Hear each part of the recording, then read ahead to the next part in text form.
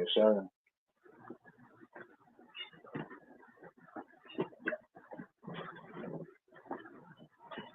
All right.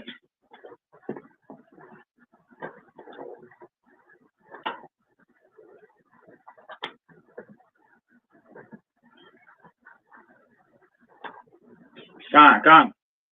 So first and foremost, we want to give Koholo Yahweh Bahashem Hamashiach Yahushua for giving us the spirit and power to do this lesson, and for giving us the spirit and power to wake up another day to show forth repentance in these last days as we get closer and closer to Jacob's trouble, the great tribulation period, whatever you want to call it. We need to be repenting and growing in grace, as said 2 Peter chapter 3 and verse 18. All right, so what we're going to deal with today is uh, the misery of the people, man. I titled this lesson, A Sad Generation with Happy Smiles.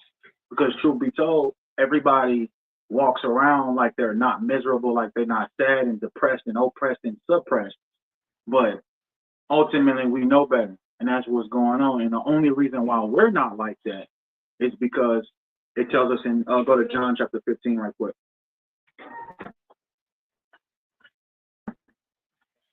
John chapter 15. How I said this. I think it's 15 and 26. In fact, go to 16 and 33. John 16, 33. This is what Yahweh said out of his own mouth. Yes, sir. These are organic whole cloves. This is an excellent herb. It's good for your body, all around health. Gives you energy. Good for Like, moringa seeds, they do the same thing as give you energy. You know what I'm saying? It's like a natural Red Bull. So this is John chapter 16 and verse 33. It says, these things I have spoken unto you, that in me ye might have peace. That's the goal. That's what everybody tries to obtain, on social media, creating this image. You got a lot of people, they create a lot of, post a lot of Bible things on social media. You got a lot of people, they post a lot of things like they in love. What else? People post all this money on social media and they try to make it seem like they're really happy, but truth be told, they're really miserable people, man, at the end of the day. And, it's the society that we live in, man. In other countries, they deal with this, but they don't deal with it on the level like America. Oppression, man. Actually, making enough money to go back to work the next day. You know what I'm saying? Working a 9 to 5, 6 days a week just to make ends meet. Now you got to work 12 hours shifts to make ends meet, right? And it's making the people tired and oppressed, depressed, right? Don't let social media allow you to think that these people are really happy, and because they really not. These people are not happy.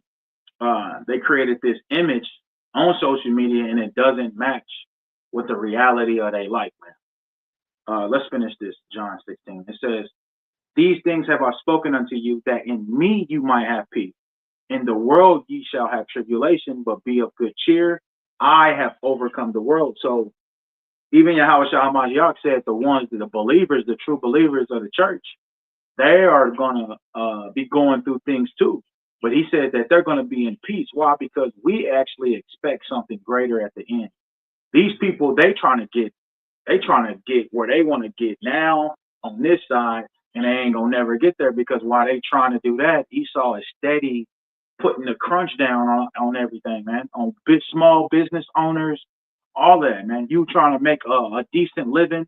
Esau right now, he's cutting out all the middlemen, all the middle class living people that's just they living a cool life. No, he's cutting out all those people to where it's either you're rich or you're poor. And that's just what it is. You got something? That's what Esau is doing. So, like, the image that you see that these people live in, like I said, I got them written down. The first one I got is people post all these Bible verses, but really they don't really believe in real life. It's just an image. People post all this money, but really broke in real life. It's just an image. People act like they are so in love, but they really hate each other. Like a lot of those prank videos that they be doing.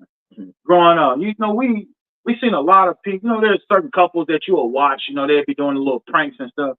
But truth be told, they really hate each other. They're doing it for bad. It's an image that they putting on social media, and they'll come out eventually and tell you how they really hate their spouse and how they was doing it for the money and all that. Bro, everybody's depressed, man. Yeah. Nobody's really happy, and the reason why they are so empty is because they don't have the scriptures. They don't have the scriptures to really make them whole, because that's what it tells you in Ecclesiastes. It tells you vanity, all is vanity. And when you go into Wisdom of Solomon, he actually touches on it a little more.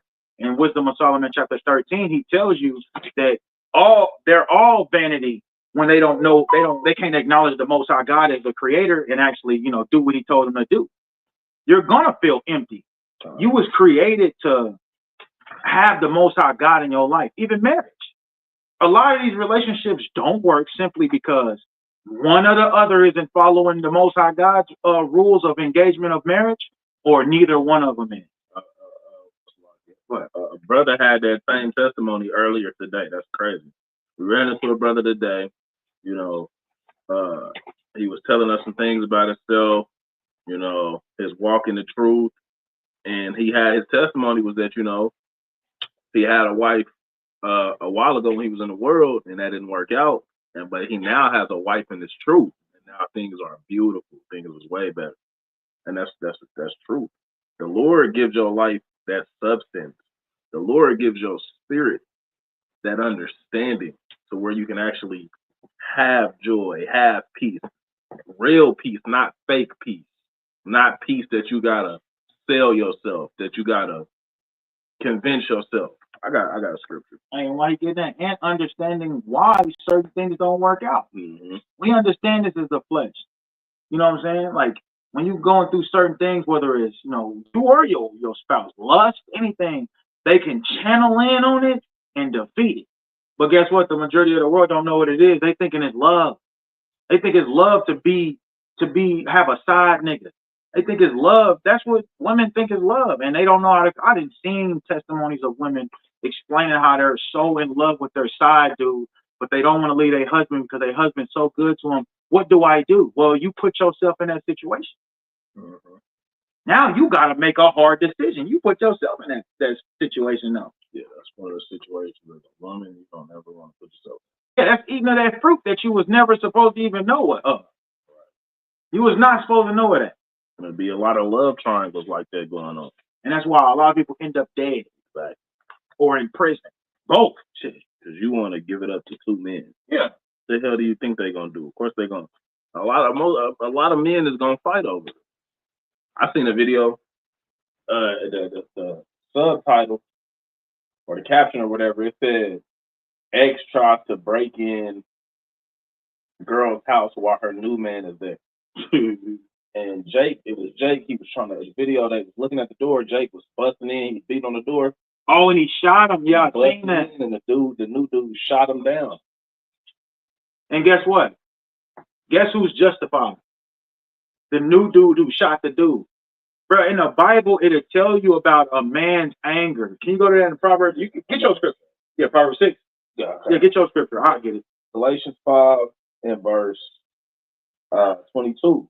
But the fruit of the Spirit is love, joy, peace, long-suffering, gentleness, goodness, faith, meekness, temperance. Against such, there is no law.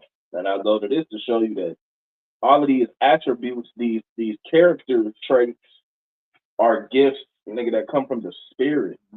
You know what I'm saying? You get that by walking in the Spirit. That's how you get joy, actual joy, right? You got rich people that tell you money don't buy you happiness.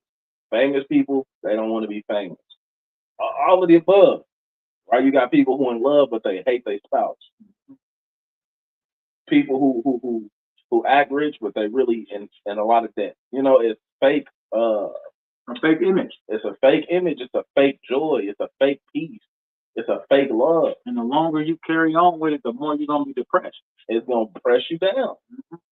You're gonna destroy yourself. That's one thing about the Hebrew Israelites. Though we go through what we go through way more than what the average person goes through because We go through the same. We can agree. We go through the same thing you go through. Money problems, house problems, bills.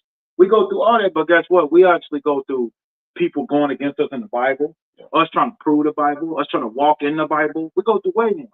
Yeah. Trying to build back a holy nation. That's a lot of work.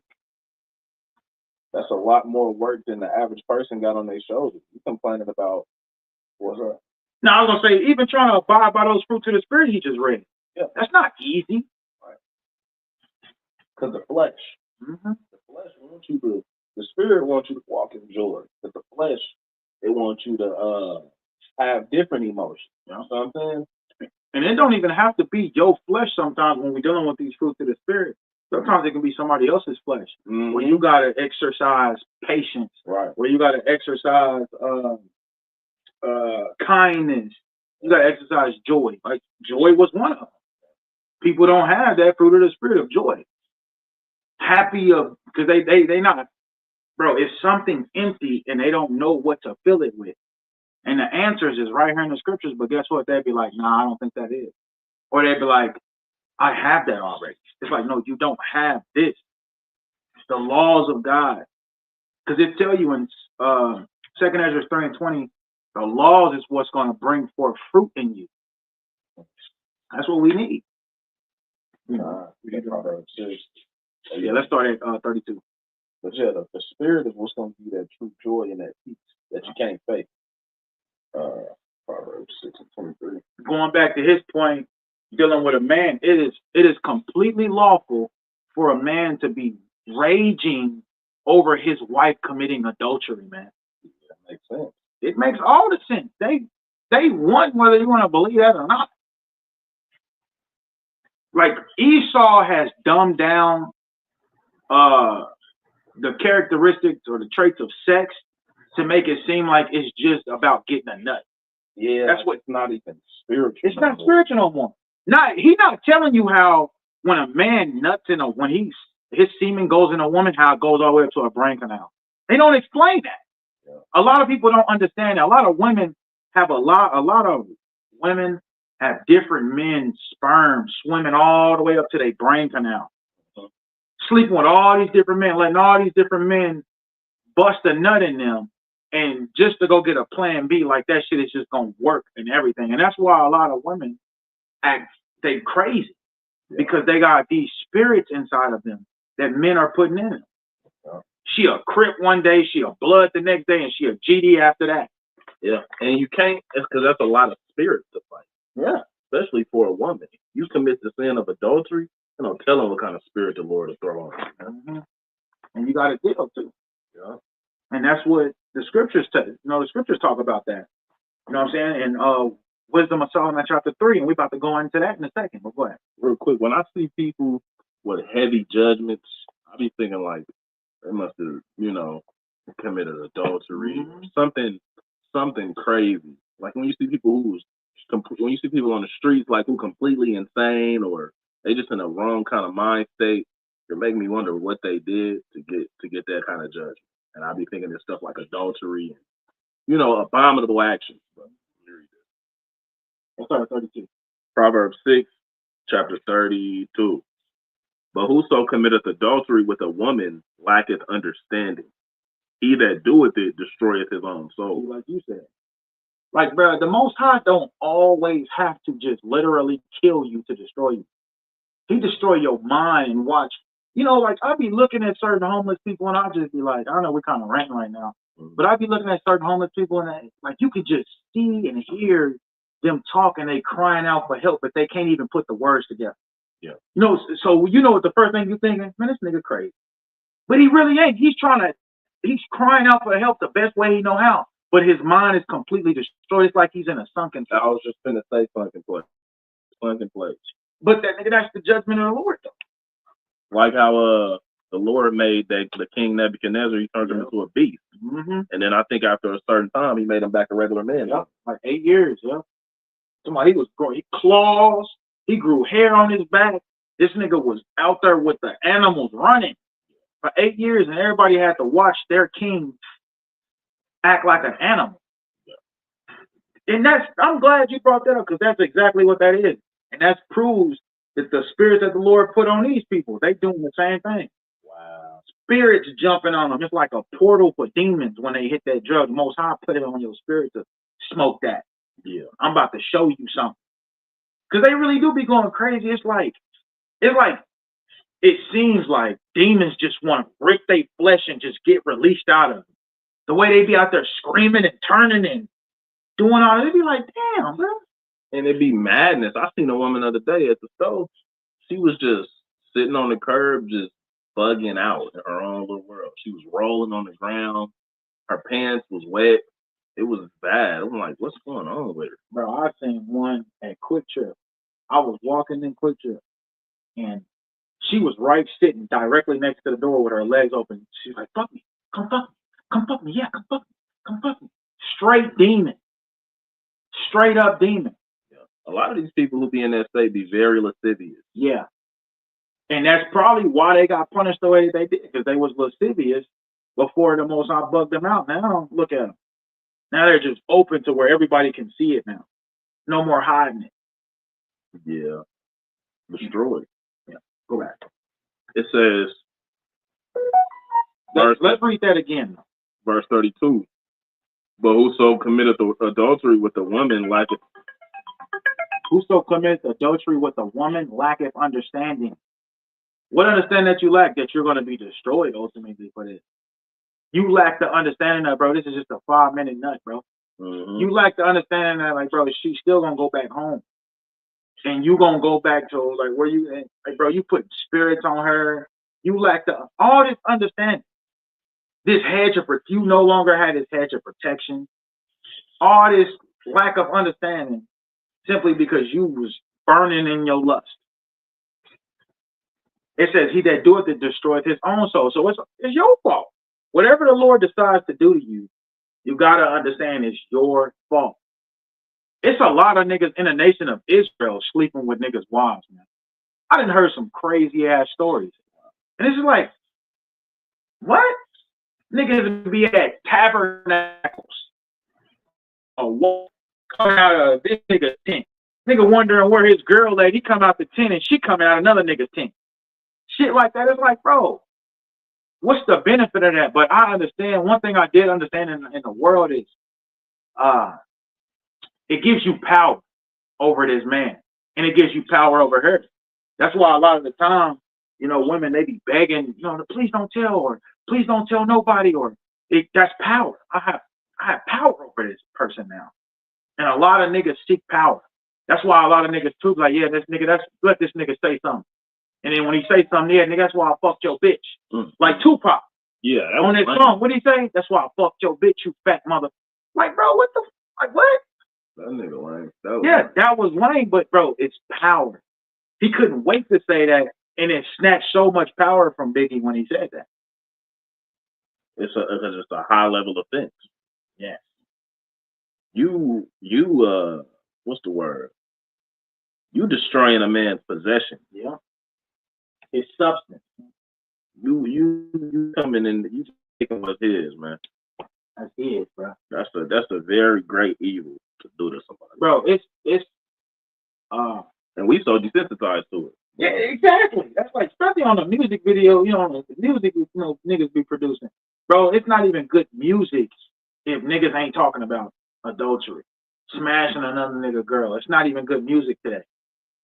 When you say desensitized, bro, let me get the definition for you right quick. That's a good desensitized. Our people is desensitized to the Bible. They desensitized to, you know, adultery. They desensitized to almost everything. And guess what? Esau did that by way of social media and television. That's why, like, every time you watch a TV show or a movie, it's not good if you don't see adultery in it. And that's why Tyler Perry is so famous, bro. Tyler Perry, all his movies be predicated on evil adultery.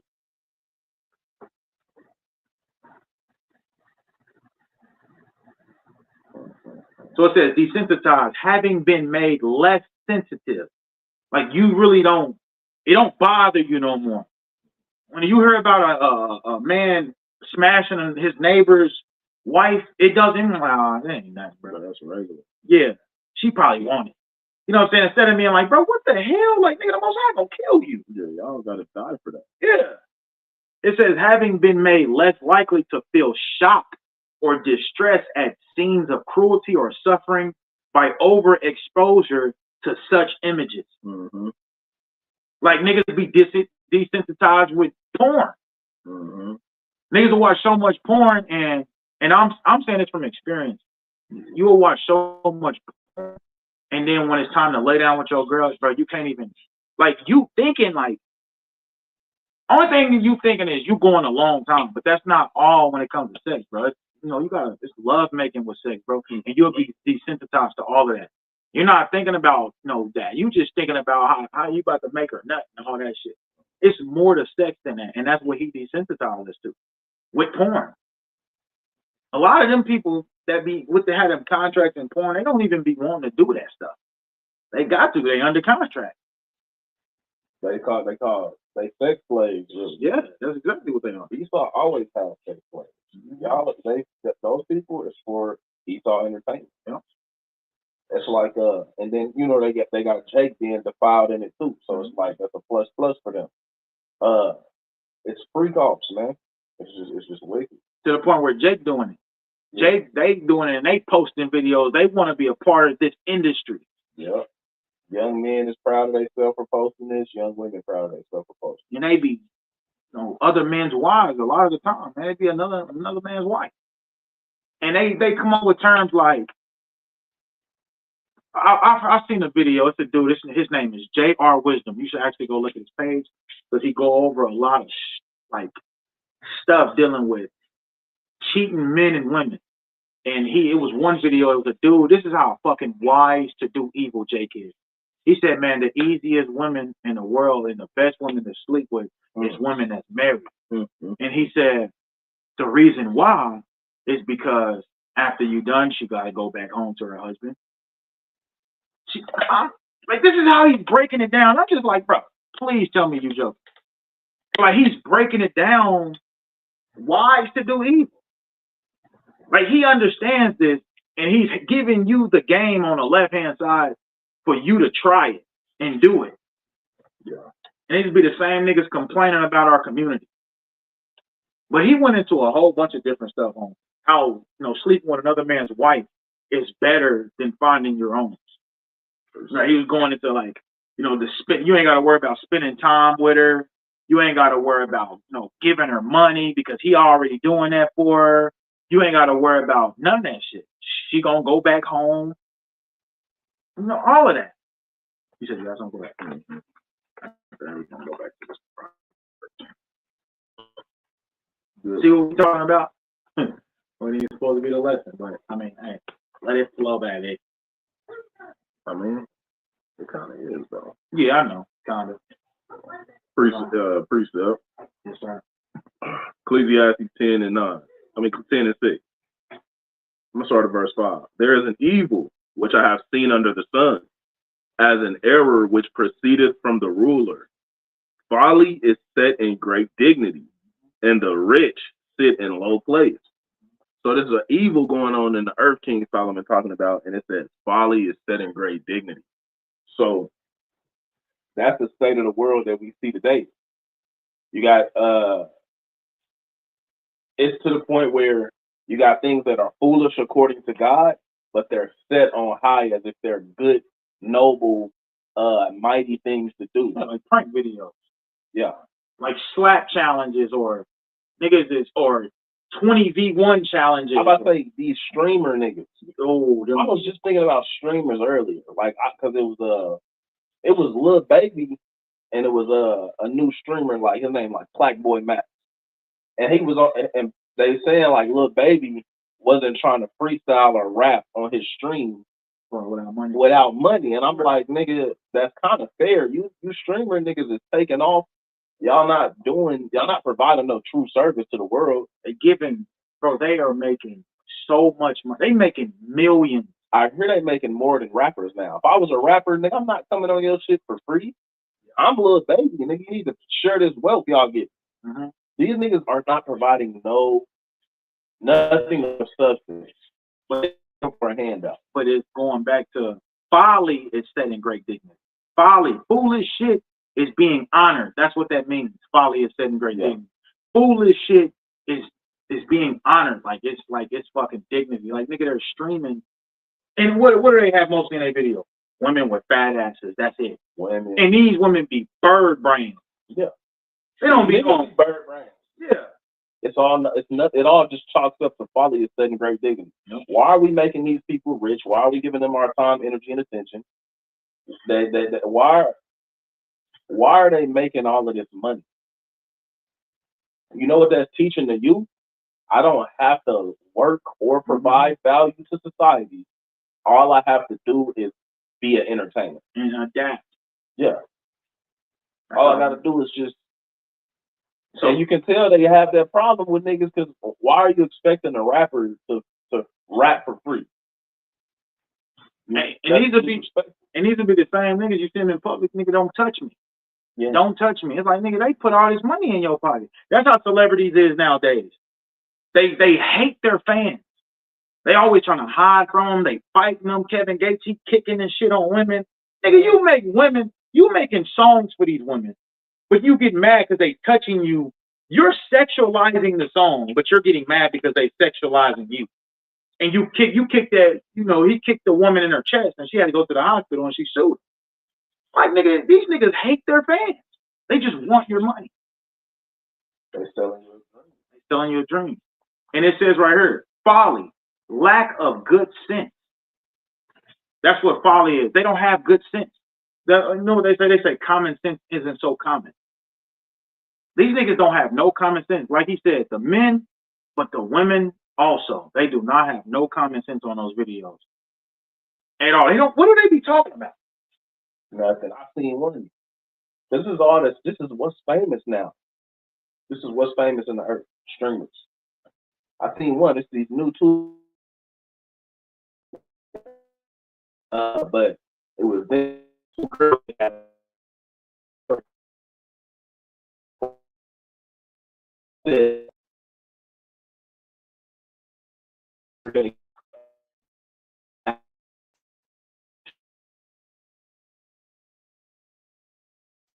y'all, why would you say that on the internet? Why are you like it's just no sense going on? All folly. Whose daughter are you? Huh? Yeah, like because that's how it was back then. Like, you from the house of what? You represented him like that, right? And he would show disciplinary actions for that. Yeah, that's for them. But now we looking at it, nigga. Ain't no nigga gonna touch me. You don't even accept correction from your dad no more. You expect some niggas you don't know to jump your dad because he decided he wanted to discipline you. That's what's going on. The world is just out of fucking whack. Matter of fact, let me get that right quick. That's setting great dignity. Yeah, that's setting great dignity. This is Psalms 82 and 6. It says, Salakia. 82 and 5. They know not, neither will they understand. They walk on in darkness. Talking about the world. Everybody walks on in darkness. When they're talking about darkness, it's talking about evil. They doing evil shit and they don't even know the light, which is, brothers and sisters that's out here being a light to them. They don't even understand it because it's so dark to them. And they running from the light too. Right? There's certain animals, there's certain bugs that they are in the light in the dark than anything.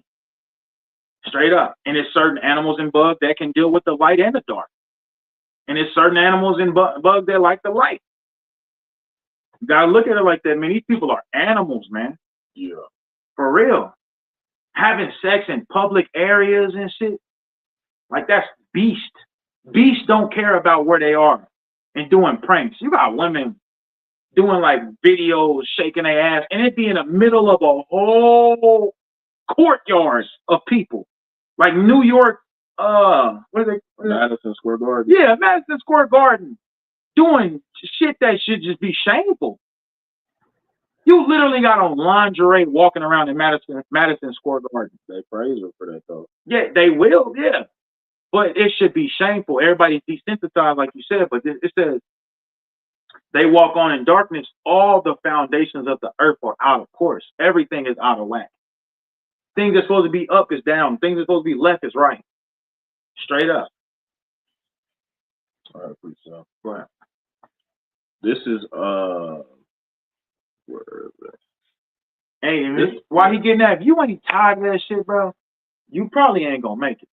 Yeah. We saying probably, but we know what it is. You should be vexed by these things like we are. Yep. Like the way we speaking about these things, you should feel the same way. Like, of course, we like bigger women. We like audacious ass women. Yes, we love big titties. We love ass. Bro, it tells you this in Iraq. It tells you that you will love. I brought it up before how, I get it. Go ahead. We like beautiful women. Yeah, like, nigga, but that don't justify the shit that they doing, man. It says, this Proverbs 26:1, as snow in summer and as rain in harvest, so honor is not seemly for a fool. So the same way it don't make sense for it to snow in the summertime, the same way it don't make sense for you to give honor to a fool. That's what it's saying. Like, but we do. That's what the world does. It gives honors to fools. That's why you got streamers who are rich and all they do is come on there and be clowns. They come on there and goof around and teach all manner of folly and madness. These are just people we glorify. They shouldn't be rich from doing what they're doing. And I don't even say this from a place of envy, because you got people who work hard and they rich. You got people who actually provide value to society. You got people who are not teaching the youth that they don't have to learn anything. All they got to do is be catchy, funny, and know the trends and be a hornball and court women and have sex, and that's all they do on these streams. I'm telling you, it's a clown show. And bro, they get to the point to where they be fucking around with so many different women. You can just see the misery. Like, nigga, you miserable, bro. Just give it up, bro. They couldn't settle down with a woman or a couple of women if they wanted to. That's misery. Them niggas is miserable, man. The same way a woman that's sleeping with different men is miserable, the same way a man just being a whoremonger, they're miserable. And only the Most High can help them. Mm-hmm. So this is Sirach 26:17. It says, her beautiful face and attractive figure are as lovely as the light from the sacred lampstand in the temple. It's that beautiful. It's that bright. It's attractive. We love, bro. It's not, if you're an Israelite man, it's the Most High put it in you to like a woman with a big ass booty or titties. That's normal. But that shit has been weaponized against you. That's a fact. It's been weaponized against you. And we got to take heed to that, man. Because a lot of them women, the world knows nowadays that these are the women that's getting all the passes. These are the women that they don't have to know nothing. They can be airheads. And the nigga still, she wifey material. Like, what?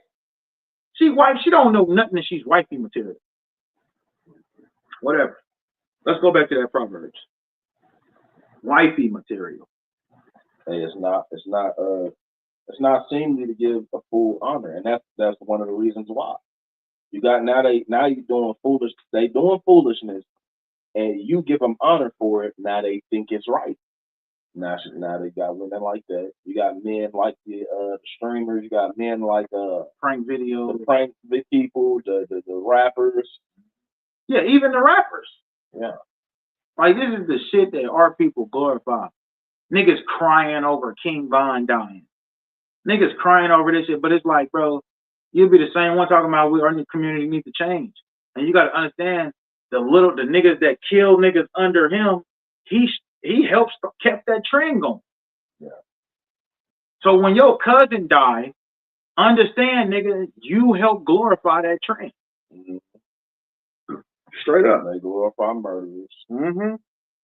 And like, truth be told, like, bro, it all goes back to misery. These people are miserable, man. What you got? They all on social media with money. You know, they trying to show that they love their spouse, like I said, or they post a whole bunch of Bible scriptures. A lot of the time, bro, they be miserable and they be empty inside. Let's finish this Proverbs out right quick, and then we can go back to the lesson. Proverbs 6. Let me get it. All the Proverbs 6. If you got something, go ahead. You want me to read it while you're getting it? All right, this is Proverbs 6:33. A wound and dishonor shall he get, and his reproach shall not be wiped away. Why does it say that? Because it's talking about a man that committed adultery with another man's wife. Nigga, you gonna always, nigga, I don't want that nigga in my house. This nigga sleeping with niggas' wives. Don't bring him over here. Your memory is not gonna be wiped away, and you got complete dishonor. Nigga, some niggas look at that as cool, but those same niggas that look at it as cool, they not gonna bring you around a girl. They know better. So you don't really have no honor. It's just really a trend. But trends die out all the time. It says, and his reproach shall not be wiped away. For jealousy is the rage of a man. Therefore, he will not spare in the day of vengeance. It's talking about a man when you sleep with his wife. It says, jealousy is the rage of a man. He's raging with jealousy. Nigga, you slept with my wife. Remember that one video when he walked in on his girl? Yeah. Bro, I hawked him up. We ain't talking about no, this nigga had like a Bowie knife. Yeah, like a hunting knife, something that you stab a deer with or something. This nigga, I'm talking about, bro, I'm talking about whatever. She put her arms up her, he getting her down here. She put her arms down there, he getting her in the neck. He stabbed her up bad. And the guy. And the guy. But the woman got it the worst. It's blood squirting out her neck. And he's still hawking her up. That's jealousy is the rage of a man.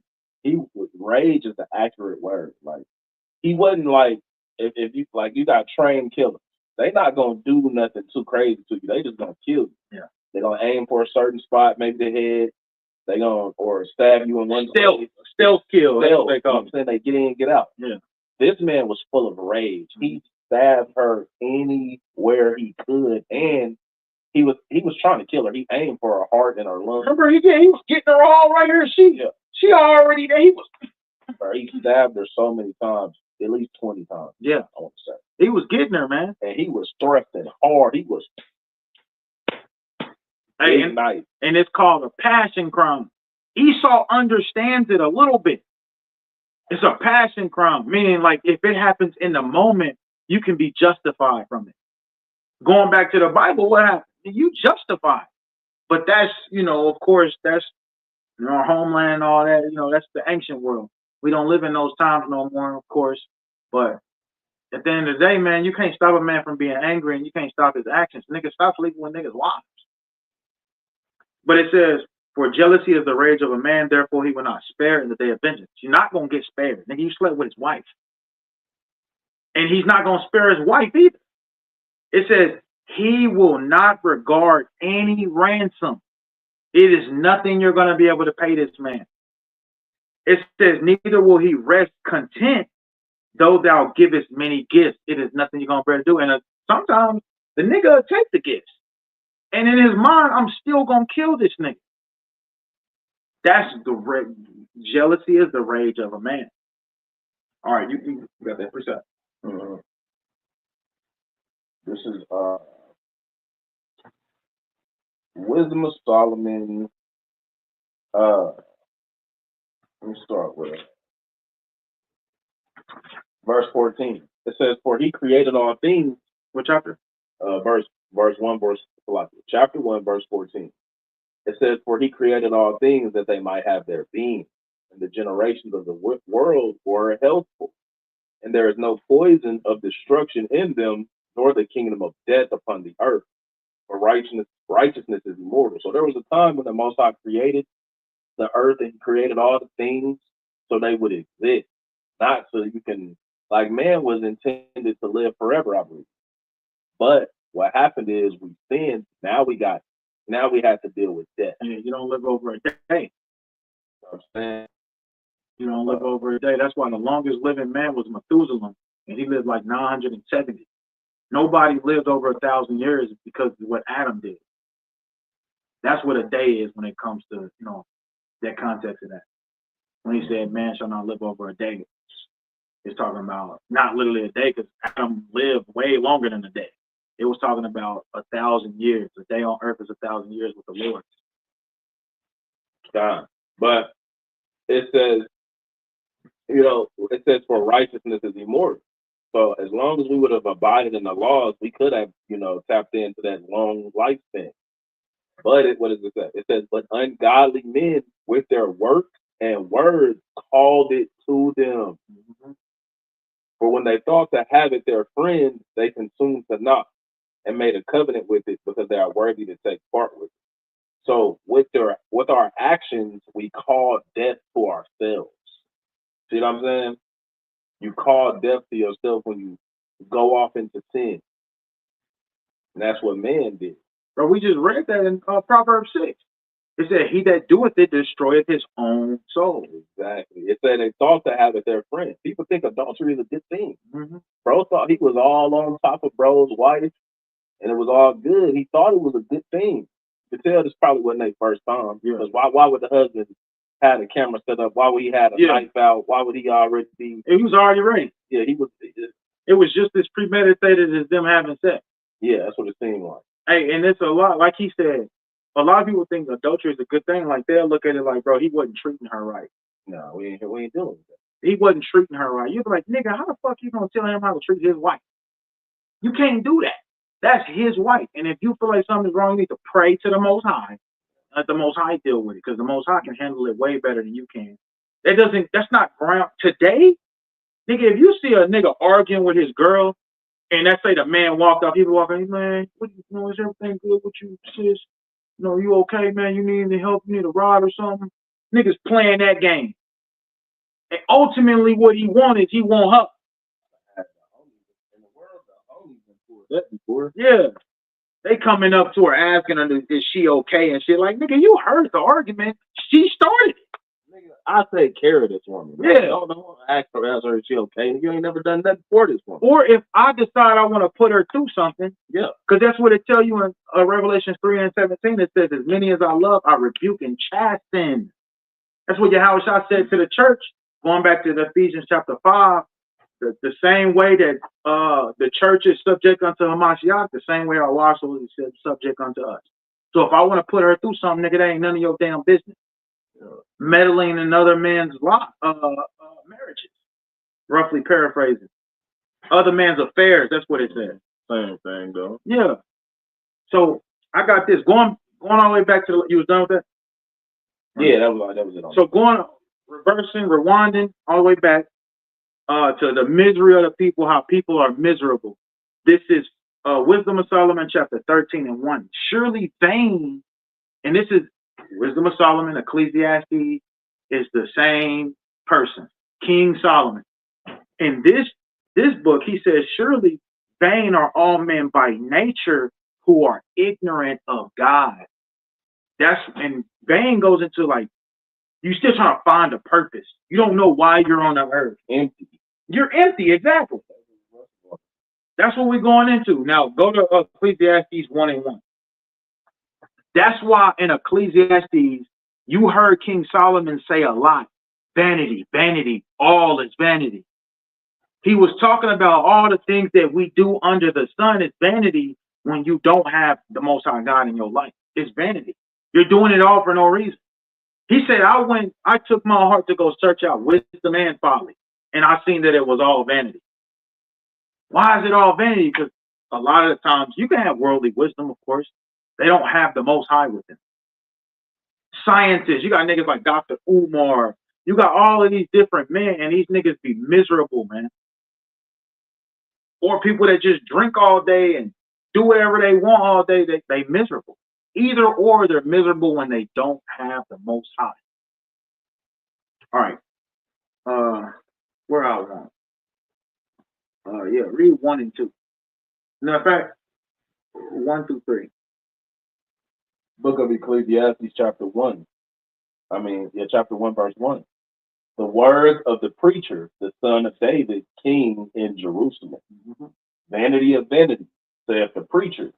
Vanity of vanity. All is vanity. All is vanity. It's really all vanity, Right. No, it's only everything is vain when you don't have God. Bro, we see it. We see celebrities get to the peak. We talk about these niggas can't even go outside without women screaming. They got all the money in their bank account, and these niggas will turn around and tell you that, man, I feel like I'm still empty. Or I feel like, I haven't pursued what I really. Nigga, what are you talking about? You should be the happiest nigga on earth. But they're not because they don't have God. Hey, Will Smith spoke about it. Y'all know all the stuff Will Smith has been through since he done been rich and a slave. Hey, that just shows you that kind of stuff don't protect you from things like that. The only thing that protects you from stuff like that is God. But he said he got so successful, which he not lying. Like you cannot like him, but you can't deny his work. He one of the most successful actors. He was a rapper. He done did a lot of things. But point is, he said he reached a ceiling to where he understood. Like he got so high on earth that he realized there's nothing more to it. He said something like that. It's the same way as chasing money. Bob Marley said it. He said, money is just a number. When do you stop? When do you stop? Niggas be like, $1 billion ain't enough. Like Jay-Z, nigga, you got $1 billion. I wouldn't be working nothing. Just be real. It's like, bro, they can't even, they so miserable with it, and they understand that their life is vain that they can't even stop chasing money because, like, what they gonna spend it on? They don't even think like that. Like, nigga, I need to chill and spend some bread. They don't think like that. They got to keep going because they know their life is nothing. Yeah. They know their life is nothing. They can't sit down and chill and spend time with they fam. Bro, you got $1 billion, nigga. You can't figure something out. And these niggas be walking around with their hands in their pocket with their lip hanging and shit. Empty. But you know what's not vain? Going to the highways and byways, doing these lessons like we doing, loving your neighbor, keeping God's commandments, keeping the feast days. Hey, 1 Corinthians 15:58, we know we know our work is not in vain in the Lord. Yep. So everything, when he say all things is vain, he's not literally meaning all things. It's like you say, it's with the things that are without God. Those are vain. And it says our works follow us. We understand that too. We understand at the end of this road, there's a when this kingdom falls, there's literally another one that's going to be raising back up, and that's the kingdom of Yashar Allah, Israel. That's what gives us peace. That's why Yahweh said, in me, you're going to have peace. I got you. I'm going to protect you. Whenever you do slip and fall, I'm going to be right there with you. He says, my grace is sufficient for thee. He said, for I am made strong in your weakness, roughly paraphrasing. When we get all weak and we want to give up like the world, guess what? We got that extra gas tank. You know how some cars, they got an extra gas tank right there? So just in case you run out of gas, they got that extra gas tank right there. And that's how we are. Like, we got that extra gas tank right there. But when we do run out of gas and, we feel like, we at the bottom and we feel like this and that, the same way the world do, here comes Yahweh HaMashiach's spirit and lifts us back up. And it can be through a brother. It can be through the scriptures that you read. It can be through your family. It can be through anything. But the world don't have that. That's why they on social media explaining their whole life and expecting somebody to come fucking save them. See, that's too much. They don't know what to do, where to go. At all. Got no sense of direction in them. I got even though we're telling them. Yeah. And it ain't like we better than them. It's just like, bro, we all got to do this. This is what's going to make you whole. Oh, God. I think we're going to title the lesson, this is what's going to make you whole. You got to understand, bro, if you confused, if you just completely confused, bro, it's because you're not doing what God told you to do, bro. Yeah. You're not doing it. Now, we understand people get lowly. The scriptures talk about the lowly. The kingdom of heaven is for the lowly. The Bible talk about, when you are going through stuff, how you're supposed to say, call Allah Yahweh, when you're going through stuff. This is how you strengthen yourself. It does talk about us being lowly, but you got people actually committing suicide. You got actually people giving up on the Most High God because they really wasn't doing what he told them to do anyway. And that's what the Most High God said in Proverbs chapter 5, the chapter right before chapter 6, dealing with adultery. He said, in the greatness of their folly, they're going to go astray. When you see a nigga leave the world and go do what he want to do, that's what he been playing around with the whole time. The Most High just showing you why he got rid of this nigga. What? I mean, if you don't really taste it of the Lord and you don't experience the blessings that come with the Lord, and you got the eyes to see, you will understand that there's nothing on earth better than this truth. Yep. I've been harping on that lately, especially the fact that we get to go out to we get to go out to the highways and the byways. That it's one of the greatest blessings on earth, man. It's just one of the greatest blessings on earth, man. And when I say that, I'm being modest. Niggas don't even acknowledge that though. Niggas be making up all kind of different excuses why they don't want to go out. Like it's a Option. Yeah, like it's an option. First off, it's not an option. Second of all, that's a command from Yahweh Shah Mashiach. How you gonna follow him and not do that part? Yeah, that's one of the biggest parts of them. Like 60% of the ministry of Yahweh Shah. That's what the apostles did. Look at the actions. That's what Christ did. Look at his actions. The book of Acts. They didn't sit their ass down nowhere. Bro, they was on feet traveling. But nigga, you got a car and you don't want to go nowhere. But yeah, man, it's the greatest blessing on earth, man. Wow. This hit me even hard. Yeah. You like that, man. The greatest blessing on earth, man. And we gotta acknowledge it, man. And honestly, that's what I'm telling you as a man, that's what I've been trying to practice more. No matter what I go through, I try to say in my bad times, call hello Yahweh, because I'm telling you as a man, that shit is, let me take that part back. That is not something easy to do. It's not. When you're going through turmoil, to say call hello Yahweh, Bahashem, Hamashiach, Yahweh Shai, that's not always easy, man. That's just, it needs to be done, because like I said, it strengthens you. That's a good habit. That's the kind of habits people should be making themselves form. You should be putting energy and effort into forming habits like that. And the way you do it is every time you get the opportunity, do it. Yeah. And that's why I said be transformed by the renewing of your mind, because that's stuff that we didn't do when we was in the world. Yeah. That's something we didn't do our first couple of years in the truth. And honestly, a lot of niggas been in the truth over 5 years, they still don't do it. Believe it or not, when niggas go through stuff, they try to handle it on their own. But then they'll be at camp reading scriptures like, cast thy burdens on the Most High, and he shall sustain thee. Yeah. I mean, what we gonna do? Sometimes it's okay to sit back and let the Most High God deal with it. And I'm really talking to myself right now when I say that. Bro, sometimes you gotta sit back and let the Most High deal with it, man. Just let him deal with it, because he gonna deal with it. Even if it's a punishment. Whether it's punishment or chastisement, bro, you gotta let him deal with it. You gotta let him punish you. Or you gotta let him chastise you. You ain't running from the hand of God. That ain't happening. That is not happening. A lot of niggas, they'll try to go back to their old ways to get money when they run across financial problems. Because that's one of the biggest things. I heard a pastor say this, and he's a worldly pastor, but it made sense. He was talking about money.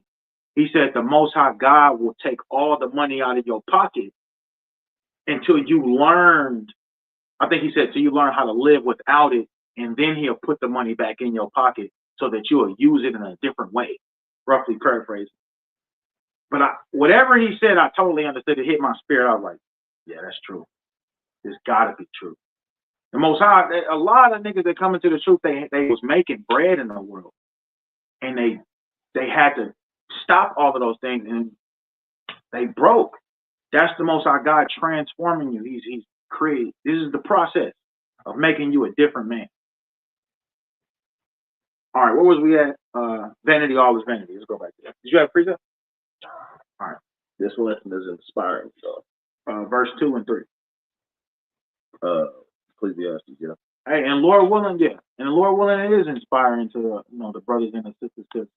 We all got to deal with this. We all got We all feel like when are we going over? Like on social media, it be times where like you post some stuff and you down and out. It be times where you got to go to work and you still got to put a smile on your face. This is the world. They're miserable, but we're not when we go into this book, man. Mm-hmm. That's what they missing. All right, let's go. Yeah. Verse 3. Like tomorrow, we know how we work at St. John. We know how our boss is. Our boss, the shit he be talking, it's like, bro, shut the fuck up. He sucks. But like, bro, we got to deal with it, and we understand, nigga, you're toast.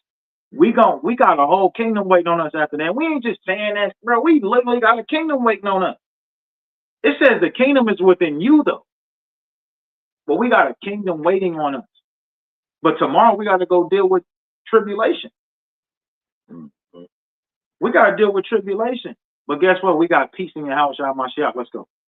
Hey, every wise decision you make is a crown upon your head, and every what's the word? Every righteous action you make is an attack against the old man. Yep. So start them righteous habits, man. Righteous habits. That's a good. Like Cap said, though. Look. Like Cap said. What did you say a second ago? What? The tribulation. No. You was talking about habits. Oh no, you were saying like how you, when something bad happens, you give all praises to the Most High. Call Allah Yahweh Shem Yahushua. That's a good habit. That's a healthy habit. That's a wise decision. That's a crown upon his head. That shows you that he's a king. That's actually you surrendering to the Most High too. Yeah. You giving him everything. Like, that's a sign of surrender. That's pleasing to the Most High. You know what I'm saying? Because like the Most High, a lot of the times too, even in the knowledge of the truth, it could be your first year or two, and like you still arrogant, and the Most High got to break you down like that to where He wants you to give Him all praises every time you're going through something. Like it really happens in your life like that. It can be whatever the Most High trying to strip you from, a characteristic or a trait. Whatever the Most High trying to strip you from, He's trying to punish you, bro. You got to give all praises to Him because, bro, His work, all His works is righteous. And Romans 8:28, all things work for good to them that believe. Nigga, if you believe, bro, it's gonna work out.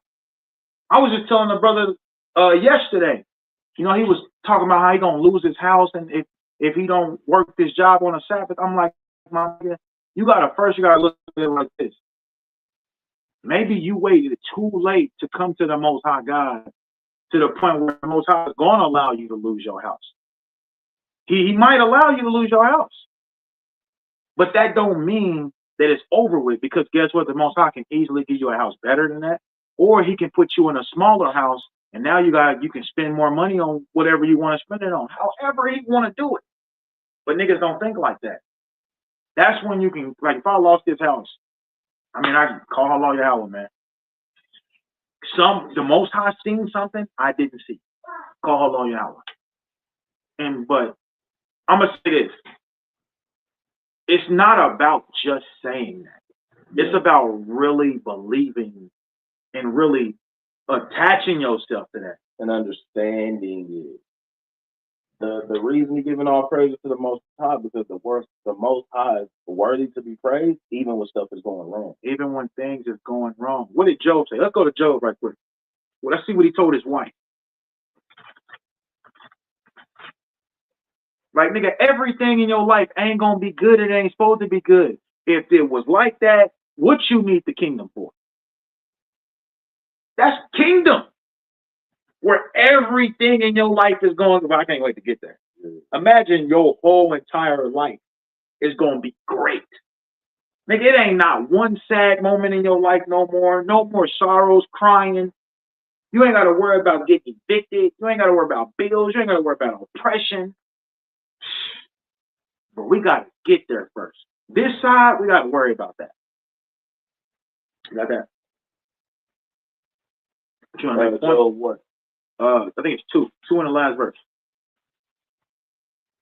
The book of Job, chapter 2. I don't know. It might be 1. Yeah, it's 1. I don't know. Okay, it is 2. It's 2 and 9. Let's start at 9. The book of Job, chapter 2 and verse 9. Uh-huh. Then said his wife unto him, dost thou still retain thine integrity? Curse God and die. You see that? And it ain't just women, it's men it's family members, peers. You know, it be people like that in your life that say that. They be like, bro, you believing in the wrong thing. That's why you going through stuff. The same way with Job. She telling Job to curse God and die because of a deal that the Most High and Satan is having over Job. Job didn't do nothing wrong. Bro, sometimes when we go through stuff, we didn't do nothing wrong. It's just a test. But you got carnal ass people that'll say things like this. Like, bro, you believe in that damn doctrine that you believe in. That's what's going on with you. Like, because I believe in the truth, I'm not supposed to go through anything. Like, I'm going through the same thing as you. Yahweh Shai explained it to us. He said, he maketh the sun fall on the sun. He said, he maketh the rain fall on the righteous and the wicked alike. And he causes the sun to rise on the righteous and the wicked alike. Meaning, nigga, whether you wicked or righteous, nigga, you still got bills you got to pay. And you still going to be struggling with your bills. Just because I'm in the truth don't mean I'm not struggling with my bills no more. Bless you. That don't mean I ain't struggling with my bills no more. Because you're going to struggle with some bills. Because that's what this is on this side. And this is the kind of, attitude that we get from certain people. You know what I'm saying? Trying to maintain your integrity in the the morals of the law, statutes, commandments, and the faith. Right? Let's keep going. You have something? If you have something, go ahead. Go ahead. It says, then said his wife unto him, dost thou still retain thine integrity? Curse God and die. But he said unto her, thou speakest as one of the foolish women speaketh. What? Shall we receive good at the hand of God, and shall we not receive evil? In all this did Job sin with? You know what Job was saying? Oh, hello, Yahweh. He didn't sin with his lips and curse the Most High God's name. Yeah. That's what Job did. He said, shall we receive good and not evil? Bro, that's why we say wisdom, knowledge, and what? Understand, nigga, you gotta understand that. When your life is good and it's good and it's good and it's good, bro, you gotta expect the bad coming. It's coming. It is coming. But you gotta be ready to give the same praise you gave when you was getting all this bread. When everything was going right in your life, you gotta be ready to give all the same praise. Right. Because if you don't, and if you start going in a different direction, the wisdom and understanding is that you're gonna receive evil at the hand of God. If you turn your back on the Most High, things are only gonna get worse. Now it's just evil. Now it's just pure evil. Like, oh yeah. And the Most High you know what he gonna do? I knew that nigga didn't love me. Yeah. Now it's what Satan gonna be saying to him. I told you this.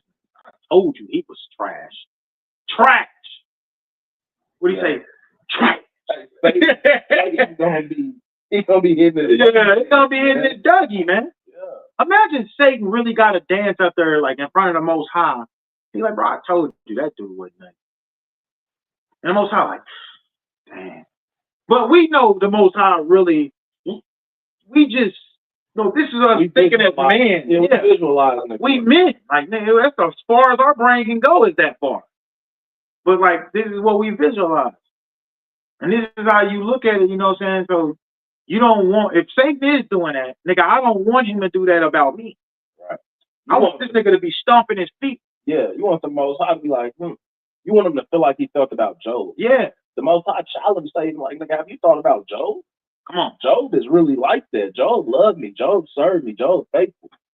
That's how you gotta be, even when you get tempted. Bro, I seen a video of, they got them how I used to be a Hebrew Israelite video. Bro, and you got people complaining about, like, look at Job. Like, why the fuck would the Most High put a man through that and don't even explain it to him? It's like, bro, your ways isn't the Most High, nigga. There's a lot of things you still can't explain that the Most High God, he don't want to explain to us either. He tell us the things that he revealed to us is us. But the things that that he don't want to, roughly paraphrasing, that's just what it is. If he want to judge us, I mean that's what it is. And it say he even charges the angels with folly. Foolishness. So that means, hey, the scripture says, man drinketh iniquity like water. So just because you see a man was perfect in the scriptures, or he was, a righteous man in according to the scriptures, right? That don't mean he literally has never sinned before. The only man that never sinned was Yahweh. Bro, that's what I be saying. I be like, bro, you gotta understand when it says King David was perfect. When it say Job was perfect, Noah was perfect, you trying to tell me they never sinned in their whole life? No, the Most High God justified them because He's seen the effort, He's seen the integrity, He's seen the zeal, He's seen it, and He justified them. That's what it tells us in I think it's in the book of Romans. Him have He chosen, Him have He sanctified, Him have He justified. Some of us are just, bro, it ain't nothing you gonna be able to say. You will look at my life and you will see my flaws. Let's say that. You will see some of my flaws. But the Most High, like, bro, I don't see shit. I don't see nothing. And the Most High is bringing you through the fire. The fire is to get you better and better and better. Yeah, you put off the old man already, but you still gotta die daily. Yep. You gotta kill the old man every day. I die every day. That's what Paul said. You got to kill the old man every day. Of course, we did the initial putting off of the old man. We realized the Israelites, we stopped doing this, stop doing that, can't do this, can't do that. But there's still things you're struggling with. It's still a fight. It's still a race. You have to keep running it. And you get better over time. You get stronger over time. The battles may get more difficult over time. But the Lord done brought you through countless battles. That's what you can't forget. You can't forget how the Lord done already brought you through countless battles. Understand, if you stay faithful to the Most High, if you keep a good heart towards the Most High, and the Lord gonna bring you through these battles. But He gotta test you. See if you want to get through these battles. See if you really love Him. What I'm looking for. You guys on? Go what I was saying.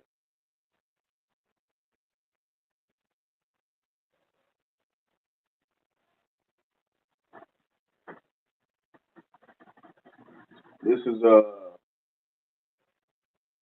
Sirach 26:4.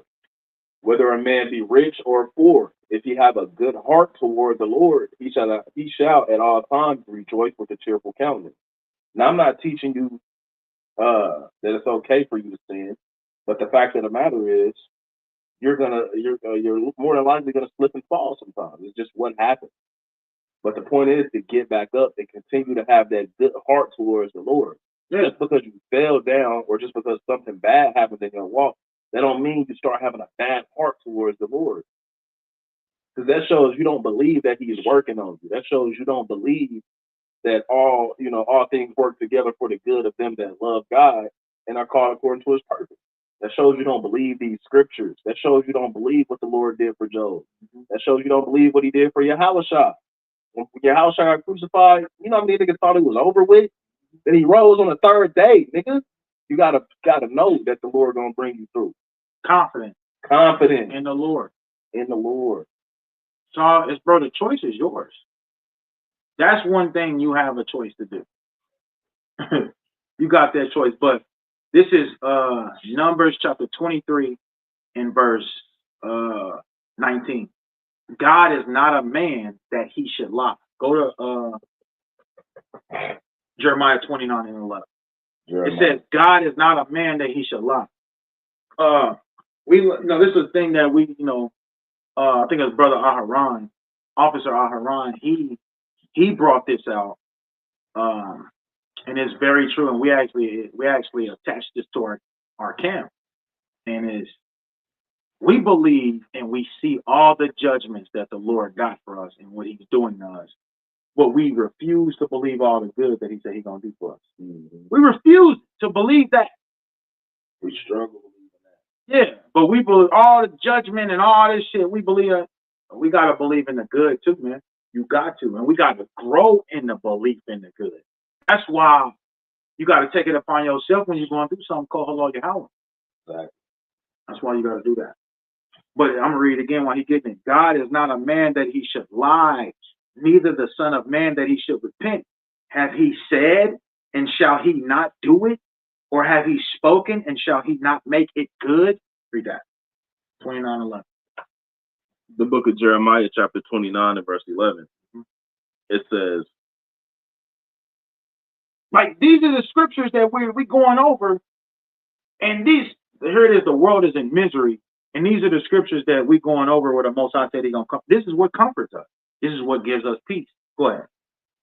it says, for I know the thoughts that I think towards you, saith the Lord, thoughts of peace and not of evil. See that? But we have to go through this evil in order to get to the end. They tell you that in 2 Ezra chapter 4. But keep reading that.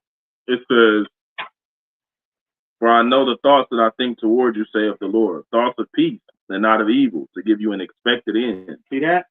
That's what the Lord want to give us. An expected end. The kingdom of heaven and everything in it. Bro, streets of gold. I already went over to no more dying, no more crying, no more sorrow. Think of no more sorrow, bro. I really want to see what that's like. I really want to see the ocean crystal clear. Where I can see all the, not just go to no damn Bali or Cancun and see blue water. I want to see water that actually sparkles. I want to see that. Streets of gold, and you got water, or you got mansions with gold trimming on the edge of it, real gold, and the water is just sparkling, man. And you jump in it, and you ain't never felt water that cool before. It's either cold or hot, but this water is like amazingly cool, and it stays that way. And you can drink it and really get minerals from it. Hydrating. You know what I'm saying? Water these days don't be hitting. Bro, that shit ain't doing nothing, bro. I'm telling you. Even the water they say is good water. It's not Spring water, it don't matter. You gotta drink so much water just to feel right. Bro, and we know what Esau does. Esau, it's all the same water. He just put it in a different bottle. So this is second. Was you done with that? Yeah, that was 29:11. So this is 2 Ezra chapter 28, chapter 8 and verse. Chapter 4. This is what he said in verse 29. If therefore that which is sown be not turned upside down, and if the place where evil is sown pass not away, then cannot it come that is sown with good. This evil had to come so that we can cherish what's good. Because we wasn't doing that in our own land.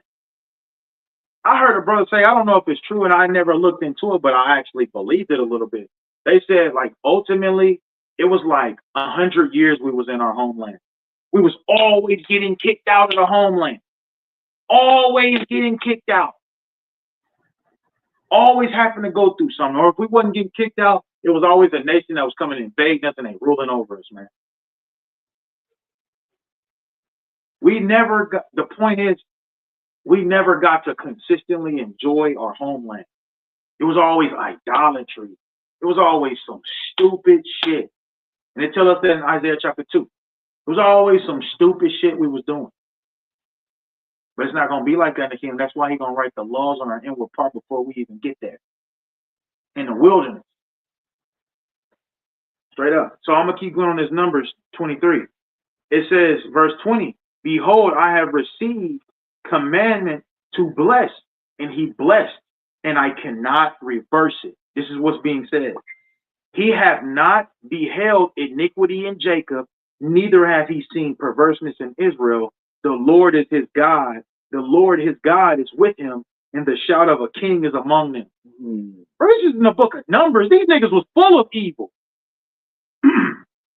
Jake was in all kind of wickedness in the book of Numbers. So why is the Most High saying this? Because this was a heathen coming with these accusations against us. What did it say in Revelation chapter 12 and 10? The accuser of our brethren, who accuse us day and night before the throne. You can say whatever you want. You can put all these idols in our face. You can put all these fucking modified women in our face. And at the end of the day, some of us are justified no matter what we do. No matter what we do, we justify. Meaning the Most High gonna put the spirit on some of us to where we're not gonna go too far off. We're not. He always brings you right back. He always brings you better than you went in. Yeah. You know, you get your punishment, you get your judgment, then you get better from it. Now it's supposed to be. Now we do see situations where a nigga is too prideful, and it's obvious, and the most High is showing us, don't get to a point where you're this prideful where I can't even help you. I think that kind of result, and I'm a young man and I speak as a man. I've only been in the truth for a few years, so man, I speak I truly believe that kind of thing happens when a brother starts to have a wicked heart towards the Lord. And his people. And his people, when you hate your brother. Yep. And his people. And niggas be secretly doing that. They be really hating their people. Nigga, you hate, that's a form of hatred when you feel like you got to protect yourself over going out to the highways and byways. It's like, nigga, these are people, these are sheep that's going to the slaughter and they have no idea. And you talking about, and you gathering all this, you got this spirit on you to learn this specific thing, but you don't want to take it out there and teach them that. Nah, bro. So let's go to Wisdom of Solomon 3 now. Going back to the lesson of being miserable. Only got 2 more scriptures. Wisdom of Solomon chapter 3, and we're going to start at verse 10. Probably hit this mic.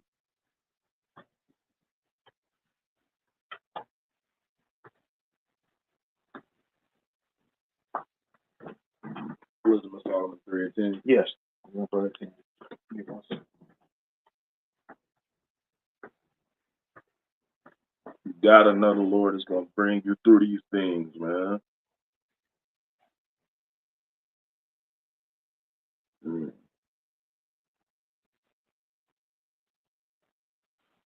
gotta make sure, you gotta endeavor to always have a perfect heart towards the Lord, no matter what's going on. You understand? That's why you get scriptures in Sirach, like chapter 2. Let me get that right quick. That's why you get verses that speak in the way they speak, and it don't sound simple, but the fact of the matter is it's full of understanding. Like what Captain was just saying, it's a wide thing for you to give all praises when something bad happens. That's something he extrapolated out to scripture. That's like Sirach 2. Let me read. Or if that's not where he got it from, it's the same understanding. The book of Sirach, chapter 2, and verse 1. My son, if thou come to serve the Lord, prepare thy soul for temptation. So if you coming into this truth and you decide you're going to serve the Most High, you got to be prepared to go through difficult things. The wisdom will tell you that already. You shouldn't be surprised at that. Wisdom will show you that. You're going to go through some difficult things. Verse 4. Whatsoever is brought upon thee, take cheerfully and be patient when thou art changed to a low estate. So when you're going through something, whatever happens to you, you have to take it cheerfully. That's what wisdom commands you to do. Doing something like that is going to give you more life. Doing something like that is going to give you blessings. It's going to help you navigate these situations. You're going to do the right thing. People in the world don't know that. This is why people end up turning their back on God, because you're lacking the wisdom that the Bible provides. And niggas is, they let Esau kill their attention span. Esau killed a lot of niggas' attention span. Yeah. Like, and I get it, because sometimes I'll be reading a certain book, you know what I'm saying, and I'll start dozing off. Or I'll be reading a book and something that easily distracts me, but you got to get right back on it, though. Yeah. And sometimes you just be reading something and it's boring. It's like, bro, what am I going to do with this information? But if you keep reading, if you using, you know, your brain and you highlighting certain key points that you need to use, then you won't have to worry about a lot of, I'm going to just say this. when you highlighting, key points, it's showing your work. It's showing what you actually study. And you're not just fucking reading shit just to read it. Because a lot of niggas do that. A lot of niggas have read the Bible probably a couple times. But nigga, what do you got to show for it? Wisdom of Solomon 3. The book of the Wisdom of Solomon, chapter 3 and verse 10. So remember, the lesson we're going over is how people are miserable without God. That we read this in Wisdom of Solomon. I'm going to read this one more time before you bring that out. Wisdom of Solomon 13 and 1, it says, surely vain are all men by nature who are ignorant of God. Right, go ahead. It says, but the ungodly shall be punished according to their own imagination. You see that? The ungodly is going to be punished according to their own imagination. That wicked ass shit you afraid to die from, the Most High said that's how you're going to die. That's how you're going to be punished. Your own wicked imagination. Like women, they're afraid to be raped. It's going to be a lot of that shit going on in these last days. 2 Ezra 5 and 10. It's going to be a lot of it. A lot of men, they're afraid of snakes and spiders and shit. Women too. And that's how they're going to go out. Martial law. A lot of people are afraid to burn to death, freeze to death. This is what's going to happen. He said he's going to punish you unto your own wicked imagination. Go ahead. It said, but the ungodly shall be punished according to their own imagination, which have neglected the righteous and have forsaken the Lord. See that? This is a key point. Understand what it's saying. It says, you neglected the righteous and forsaken the Lord. So all you niggas that quit your camp and you stop teaching the word of God, this is what it's talking to you. Let's go to the word neglect just to make sure. Neglect means not treating with care, disregarding. Because why would it say neglected the righteous and forsook God? It's not talking about, when it says neglect the righteous, it's talking about the brotherhood. Let me see. The word neglect, it says neglect in context of, that's not it. It says fail to care for properly. The state of fact of being uncared for. It says despair, disuse, abandonment. Abandonment is a good one. A disregard of duty resulting from carelessness, indifference, or willfulness. Perfect. Now read that again. It says, but the ungodly shall be punished according to their own imagination, which have neglected the righteous. They neglect their brothers. And forsaken the Lord. And forsaken the Lord. When it says and, it's telling you it's something else too. All right, go ahead. It says, for whoso despises wisdom and nurture. And bro, you should use that precept for brothers who be doing that, who don't be wanting to come to camp and shit. It's like, bro, the Bible talks about people like that. Like you neglecting the righteous. I mean, who else you want to be around? Right. You know what I'm saying? We're not seeing you. We know what you're doing. Humans are social creatures. Yeah. You gotta click us. You got some people you relate to on levels. You know, you need that to survive through life. People who are isolated from having connections with other people, I believe they go insane. That's why they put you in solitary confinement. Exactly. But you gotta have, humans are designed to feel connected to other humans. So if you ain't clicked up with the righteous men, if you ain't tapping in with the brothers, who are you really getting down with? Getting down with somebody. Look, I got you. Proverbs 13 and 20. He that walketh with wise men shall be wise, but a companion of fools shall be destroyed. Just a matter of time. If you hanging out with foolish ass niggas, you hanging out with your old friends in the world, it's just a matter of time before the Most High. It says a companion of fools shall be destroyed. Like I said earlier, the Most High don't always have to literally kill you. He'll destroy your brain. And you will have brothers like Isaiah, brothers that we know that's out there, and it's like, damn, bro, and you be trying to help them, and there's nothing you can do for them. The Most High destroyed them already. We taught him the truth. The brother obviously ignored it. Now he's destroyed. But we see him all the time. You talk to him, you don't feel like nothing wrong. Yeah. You talking to the nigga and he looking around trying to find a skit. He trying to find how he can get some money. This nigga in the summertime with a fucking bubble coat on. A bubble coat on a bike with no socks and shoes on, bro. That's what the Lord is talking about, destroying. And yet you ain't noticed it's grown, it's getting worse and worse. Because this is the time of judgment. And what are you going to do when all the lights cut off and you got to deal with these people that's already bugged out of their minds? Who not going to stop because you got a gun in their face? It make you think of some damn zombie apocalypse movie.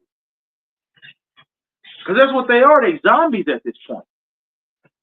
But going back to what he was saying, he that walketh with wise men shall be wise, but a companion of fools shall be destroyed. What? So, and that go for you if you isolating yourself too, because your own counsel without brothers is gonna lead to your destruction.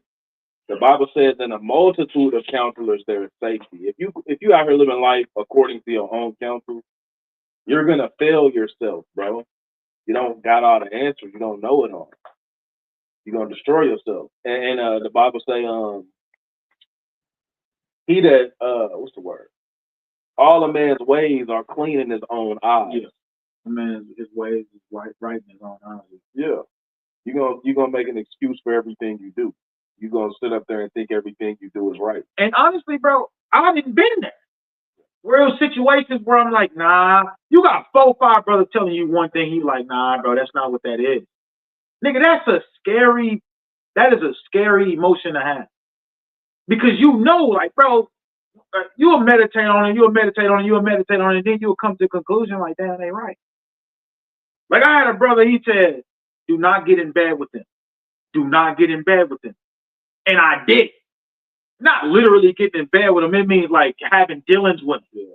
And I did it, and the only thing I could do is flash back to what he told me. That's all I could do. I'm like, and I had to walk up to him, and I was like, you told me, bro. You told me. That's real, man.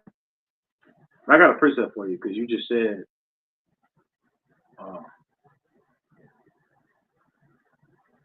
so I'm going to read it in the GNT first.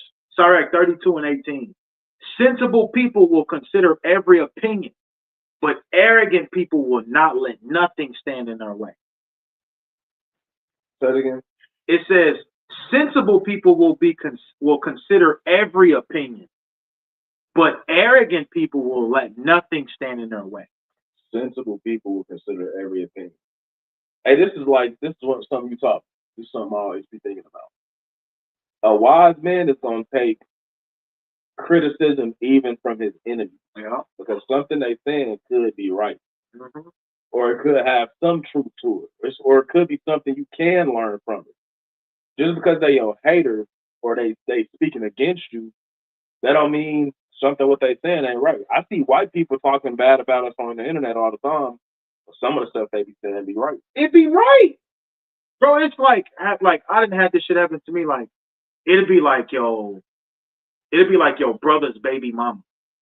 And she'll say some shit like, you know, when you'll be arguing with your brother and then she'll get in and she's like, nigga, you need to get a job and you need to stop playing and go take care of your kids. Nigga, she's right. You need to go take care of your kids, nigga. Hey, look, she out of order, she disrespectful, but she right. She's right. Now, of course, we gonna deal with this, nigga. You out of order. You need to shut the hell up, nigga. You need to get her, all of that, yeah. But when you go home, guess what? Nigga, that anger spirit you got is gonna die down, and you're gonna have to come to the conclusion, nigga, that she was right. And that's a beautiful art. It's a beautiful art. It's real good to have. Like, that's why they say constructive criticism. Well, they say all publicity is good publicity. It don't matter. Like, a lot of time with the celebrities, they know when niggas be saying it's true. They come out there, I need to mind y'all business. Like, man, you know what they saying is true. Just go ahead and fix it. But it says it in a KJ.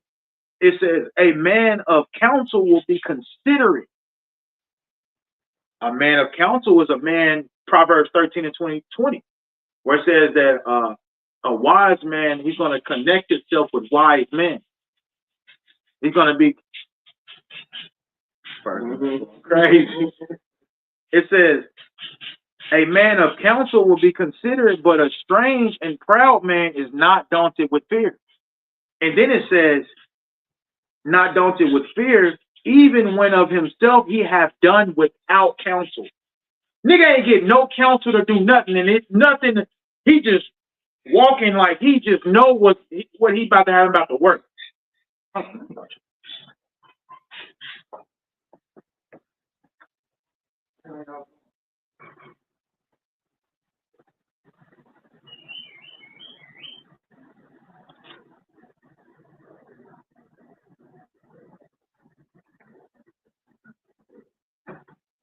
Yeah. That's what it talks about. A man of counsel will be considerate. A man that's used to getting counsel from brothers, whether it's good or whether he feel like it's bad. Like a group of brothers about to come to you and be like, nigga, bro, you gotta stop. Let's just throw something out. You gotta stop eating pork. You looking at these niggas like they hating. You got a serious problem. Mm-hmm. They hating on you because they telling you to, nigga, even science tells you to stop eating pork.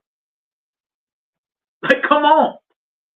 This is a man without counsel. This is a man that's not daunted with fear. But let's go back to that. You had something? If you had something, go ahead. All right, go to that, back to that Wisdom of Solomon 3. We're supposed to finish that. You see, bro, it's so much work to be done because we can read one scripture and create a whole lesson out of it. It's easy to do that. The book of Wisdom of Solomon, chapter 3 and verse 11. For whoso despises wisdom and nurture, he is miserable. See, this is the point.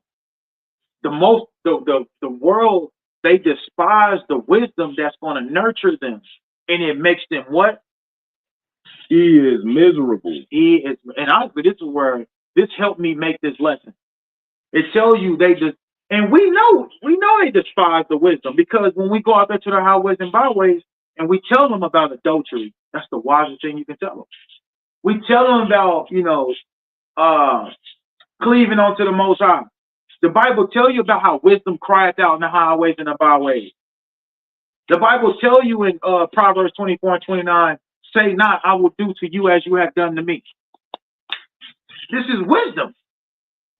But it says, he that despises wisdom is miserable. And not only miserable, go ahead. It says, and their hope is vain. So what do they have hope in? A lot of people got vain hope. A lot of people still think they're going to make it to the kingdom of heaven. They ain't doing nothing for the Lord. Nothing. I actually was in a council not too long ago, like a week ago, and I heard a brother say it. I'm just like, brother, how is that? That just don't make sense. So what about us then?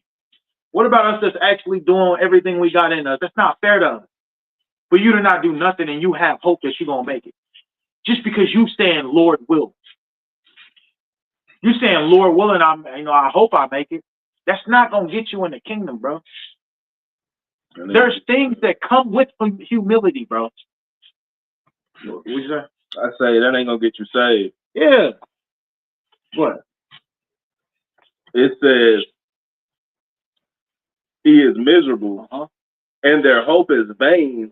Their labors unfruitful. Their labors unfruitful. We just read this in Ecclesiastes chapter 1 and 3. He read it. He said, vanity, vanity, all is vanity. And he talks about the work that all men do under the sun is vanity.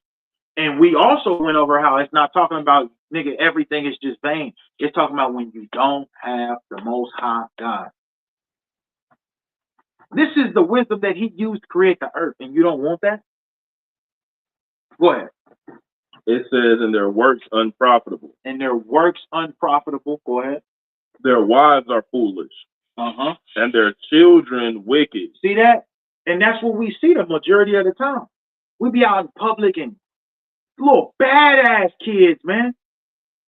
Like I'll be walking. I'm just not that guy to play that kind of shit.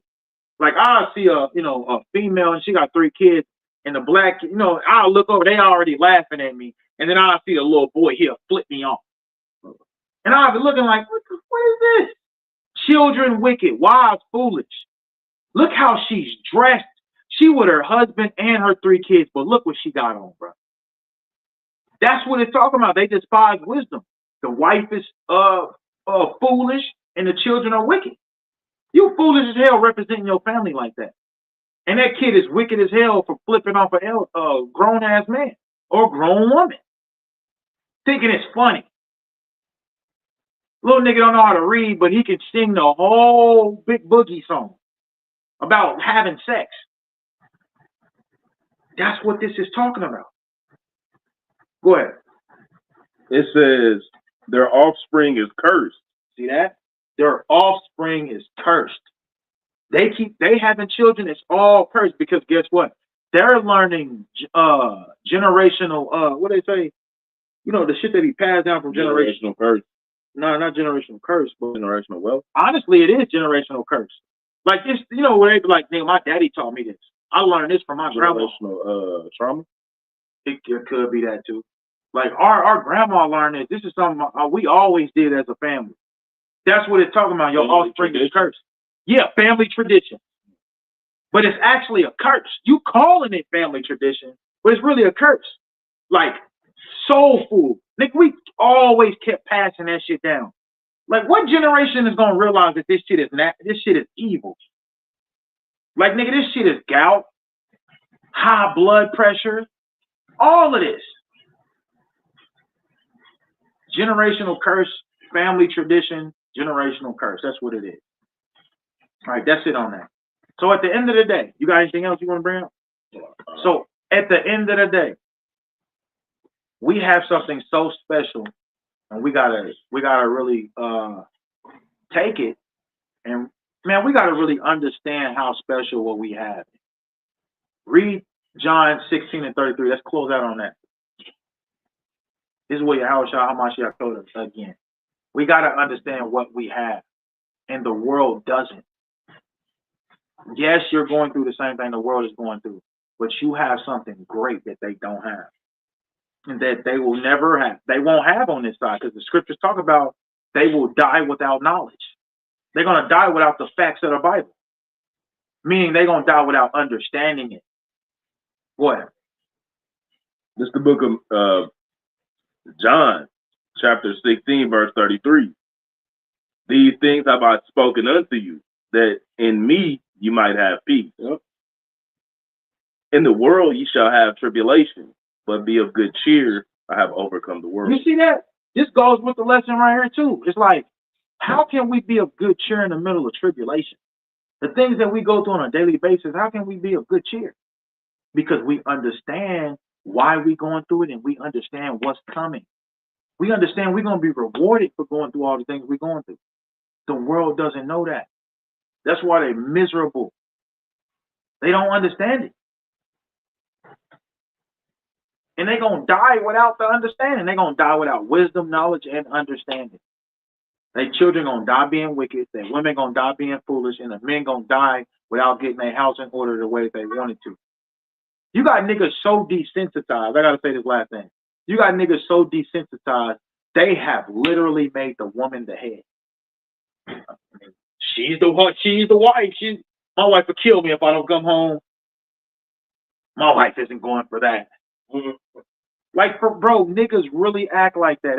I've heard all of that shit. I've heard niggas say, I done asked men, like, what advice would you give a young brother like me? I asked 2 men in the same hour, the same 10 minutes, and they were separated. I said, what advice you got for me for, a young brother like me, who got a woman?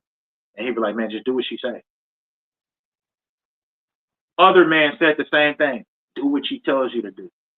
And these men been married. One of them was married for like 30 years. This nigga on his 4th DUI. I wonder why. But that's a sign of misery, though. At the end of the day, Yeah, that's a miserable life. that's a miserable life. You talking about you gotta sleep in the doghouse? No, Nick, you go sleep in the doghouse. Hey, this man to be paying the whole mortgage. Yeah, nigga paying everything. Nigga at the bar telling his friends he in the doghouse. He ain't been getting out. Bro, real He talk. been sleeping on the couch. And bro, you know what's the saddest thing about that, bro? Is a lot of these niggas, they will waste 10, 15 years of their life going through that and not even knowing God says they can have another one. And even if it's shown to them, they won't even believe it because they so afraid of their wife. The corn muffin, TV ass life, man. Yeah. That's not how man is meant to live. You got no woman happy with subjection telling you in the doghouse. No. And then if you put her in the doghouse, she gonna get mad and leave and take the kids, divorce you, take half your stuff, get another man. She gonna get a home. She gonna get another man first. Now you gotta pay alimony. Yeah, because Esau set that shit up like that, to where the women is the head. That's in the Willie Lynch. Go read the Willie Lynch. They want to going to reverse the roles and make the woman the head, because they understand how much of an emotional creature she is, where she can't make executive decisions like you. And that's gonna keep us underneath them. Fucking 100 years behind, bro. We gotta wake up, bro. We gotta be men. We gotta wake up to what it is. But ultimately, we should not be living a miserable life, being in the knowledge of the truth. The worldly people not watching this video, so it's obviously not talking about the men and women, and even the women. Let me do that. Women, bro, your life ain't miserable because your husband want another wife, bro. You can make it way easier for him and yourself, where you don't have to think about it. If he got another wife, let's say you got 3 kids, and he get another wife, y'all can switch off. Now she got the kids tonight, and you and your husband can go. You ain't got to pay $400 for no damn daycare, or you ain't got to take them to grandma's house, and she calling talking about, come get your kids. You ain't got to worry about that because your other wife is at home watching. While y'all are on movie night, doing whatever y'all need to do, doing whatever you want to do. But we didn't train ourselves. Go ahead. We done got soft, man. Yeah. And in the past, having more wives, that was a symbol of a stronger household, a larger household. You got more wives, more servants, and you got more substance. You got more land, you got more substance. You got livestock, you got substance. You got help. Shit. You got service. Period. Yeah. You got help, bro. You got more. Like, a lot of these niggas be struggling like a mofo. The woman be struggling right alongside with him, but the last thing that she about to let this nigga get is another wife. Instead of going to go find him one that'll fit him and be cool with you. Actually be cool with you. She go find one of your old friends or something. Women don't even think like that, bro. They won't even. And I actually want to go over that pretty soon too. Like that. How it can benefit a woman being poly, and how the shit they willing to go through to not be poly. Women are willing to go through the dirt. You got women that's actually, some women are smart enough, but you got a lot of women, they'll be married to a millionaire and they'll leave that nigga simply because they found out he was dealing with another woman. Like, that's your ticket. But, all right, whatever. You got anything else? So, until next time, we say shalom. Shalom. All praise on the Lord, the Most High God, Yahweh, Hashem, Yahshua. Shalom.